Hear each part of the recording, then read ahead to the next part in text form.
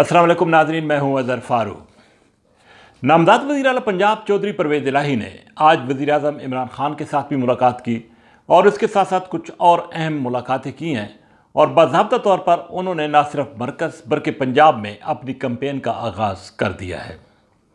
इसके साथ साथ एक और आज़ाद रुकन कौमी असम्बली उन्होंने बाज़ाब्ता तौर पर अपोजिशन को ज्वाइन कर लिया है, जबकि आने वाले दिनों में क्या सूरत हाल मज़ीद सियासी सूरत हाल डेवलप हो रही है उस हवाले से भी बात होगी। सबसे अहम आज खबर यह है कि चौधरी परवेज़ इलाही की वज़ीर आज़म से एक मरतबा फिर मुलाकात हुई है। मुनस इलाही भी उनके हमरा थे। काफ़ी तवील मुलाकात रही और जो PTI के मुनरिफ अरकान थे उनको वापस लाने के हवाले से तफसीली तौर पर तबादला ख्याल किया गया। वज़ीर आज़म इमरान खान ने वादे किया कि जितनी भी मुनरिफ अरकान हैं उनकी जितनी भी शिकायत हैं उनको दूर करने के लिए वो तैयार हैं, जबकि चौधरी परवेज़ इलाही उसके गारंटर होंगे। इस हवाले से वादे किया गया कि उनके हलकों के डेवलपमेंट्स के इश्यूज़ हैं उनको फौरी तौर पर तय किया जाना चाहिए और चौधरी परवेज़ इलाही ने वज़ीर आज़म से ये ज़ोर दिया कि वो अगर हामी भरें तो तमाम मुनरिफ अरकान से राब्ते की जा सकते हैं और उनको वापस भी लाया जा सकता है। वज़ीर आज़म ने चौधरी परवेज़ इलाही को ये टास्क दिया है कि वो फौरी तौर पर इन तमाम अरकान के साथ राब्ते करें और उनको वापस लाने की कोशिश करें। दूसरी तरफ चौधरी परवेज़ इलाही ने गवर्नर पंजाब से भी मुलाकात की।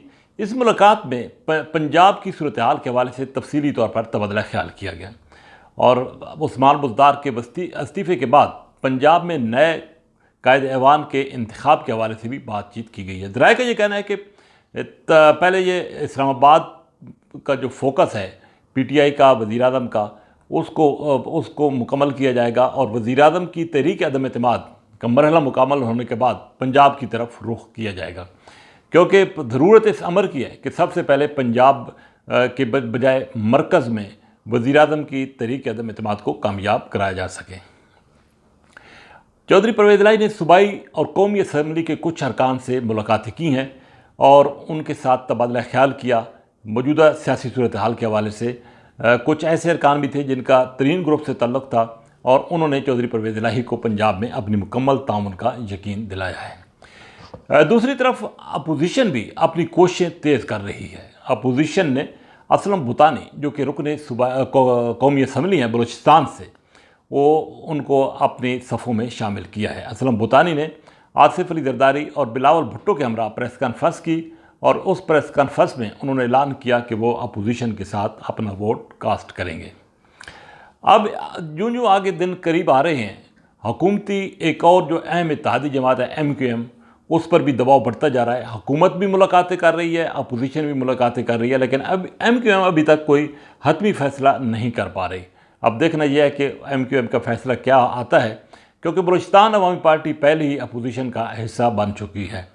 सुप्रीम कोर्ट पर भी नज़रें लगी हुई हैं कि सुप्रीम कोर्ट क्या फ़ैसला देती है मुनरिफ अरकान को वोट देने के हवाले से।